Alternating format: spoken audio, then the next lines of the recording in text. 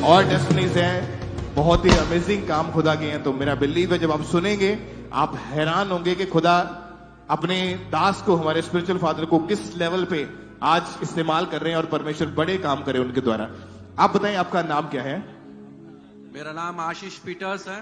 Okay, मैं छत्तीसगढ़ दुर्ग जिले से हूँ जी। मेरी गवाही ये है कि कर्जों की, जो मैंने मकान लिया था अपने रहने के लिए 2014 में, और उस समय मेरे माता पिता भी थे, मगर एक समय आया कि 2019 में मेरे माता पिता इस दुनिया से चले गए, और उनके भरोसे पे पर मैंने उस घर को लिया था 18 लाख रुपया। 2014 में 18 लाख रुपए का आपने लोन लिया बैंक से? जी। ओके, क्या हुआ फिर उसके बाद बताएं।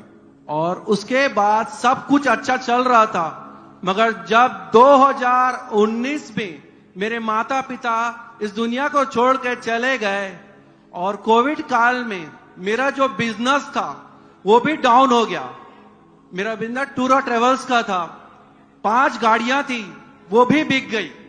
उसके बाद मेरे पास ईएमआई पटाने के लिए परिस्थिति नहीं थी कि मैं ईएमआई पटा सकूं, मगर जब प्रभु के दास अपोस्टल अंकुर जी 2019 में छत्तीसगढ़ आए थे, मैं पहली बार उनके मीटिंग में गया और देखा और उनके काम को, फिर धीरे धीरे मैं उनकी टीचिंग में बढ़ता चला गया, और एक सेवकाई पे, क्योंकि मेरी पत्नी जो है सेवकाई पास्टर की बेटी है। ओके, आप ये बताएं कि जो आपने लोन का जो अमाउंट लिया था जी, वो कितना अभी रिटर्न करना रहता था आपका?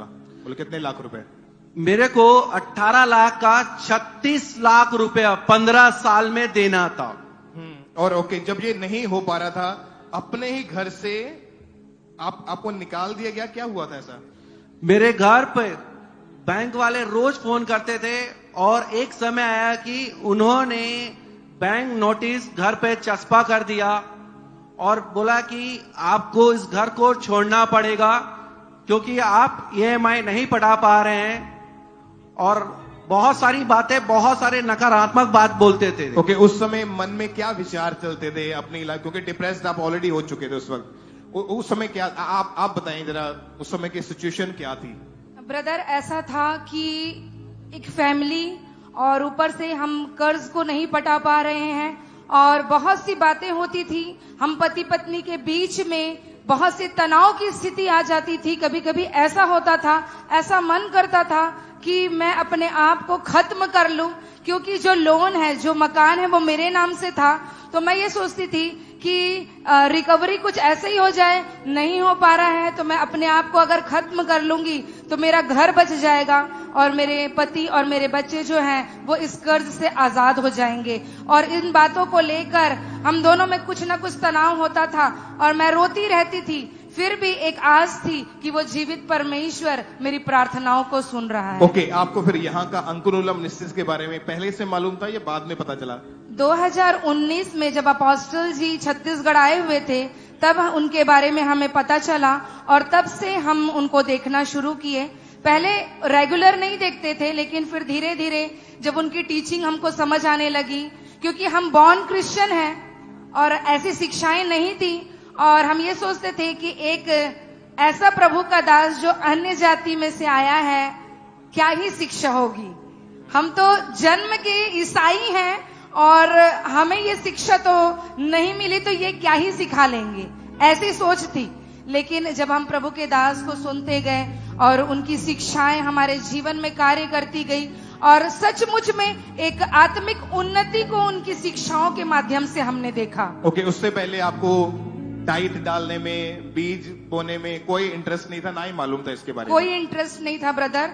एक जस्ट धार्मिक प्रवृत्ति के अनुसार हम ऑफरिंग्स को और टाइट को कभी दिया, कभी नहीं दिया, ऐसा करते थे। मतलब वचन को एग्जैक्टली फॉलो नहीं कर पा रहे थे आप? नहीं। ओके, जब आपने 26 नवंबर 2024 की मीटिंग को जब अटेंड किया, उसमें प्रेयर रिक्वेस्ट फॉर्म बांटे गए थे, उस मीटिंग को हम एक बार उस हिस्से को देखते हैं।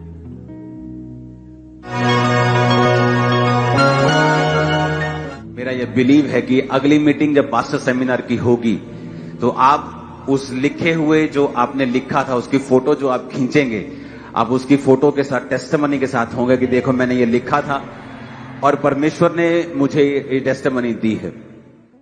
ओके, क्या बदलाव हुआ फिर उसके बाद आपके जीवन में, बताएं आप। जब प्रभु के दास ने इन वर्ड को रिलीज किया और उस नाइट में हमने इस स्थान पर उस प्रार्थना निवेदन को भरा और हमारा ये विश्वास था कि जिस प्रार्थना निवेदन को भर रहे हैं पिता, जब तेरे दास ने इन बातों को कहा है तो ये तूने ही उनके मुंह में डाला है और तेरे ही शब्द हैं। और जब आज हम यहाँ ये प्रार्थना निवेदन को फील कर रहे हैं, आप हमारे जीवन में एक बड़ी गवाही को देने जा रहे हैं। और उसके बाद वचनों को एग्जैक्ट फॉलो करना शुरू कर दिया, जो जो टीचिंग मिलती थी। जी जी, कैसे, मतलब क्या फॉलो किया? हमने वचन को ग्रहण किया, घोषणाओं को करना चालू किया और बीजों को बोना चालू किया। 26 नवंबर की जब हमने मीटिंग अटेंड की और प्रार्थना निवेदन जब हमने यहाँ पर सबमिट किया, प्रभु के दास ने कहा था कि मैं 3 दिन उपवास प्रार्थना में उस पर ले हैंड करूंगा। और उस फेथ के साथ हम जब गए और जब हम क्रॉस ओवर नाइट की मीटिंग में यहाँ आए तो हम प्रथम फल कलीसिया का एक बड़ा बीज जो लाखों में था, वो प्रभु के दास के हाथों में हमने बोया।